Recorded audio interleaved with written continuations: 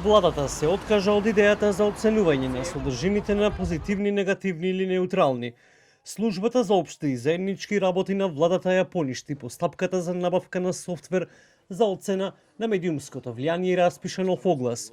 Директорот на Созара Ибица Томовски вели дека и покрај тоа што постоел интерес, сепак ниту еден од операторите не ги исполнил условите, но и дека во новиот повик се конципирани забелешките на јавноста. Воедно, во повторно објавената постапка ги инкорпориравме забелешките кои постоеа околу можноста за позитивно, негативно и неутрално градирање на вестите.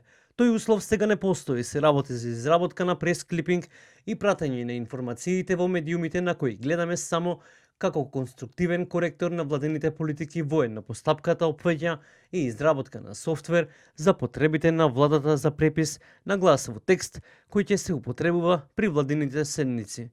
Пресклипингот не е ништо ново, тоа е еден од начините како одредена институција сака да ги осознае своите пропусти и предности во функционирањето, вели комуникологот Бојан Кордалов. Според Кордалов, треба обмислено и рационално да се пристапи во пресклипингот.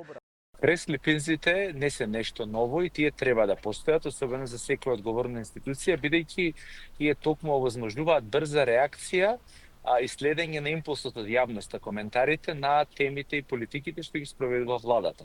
Така што тоа го охрабрувам и сметам дека е битно да се следи во насока на задржување и проширување на слободата на изразување и слободата на медиумите секако.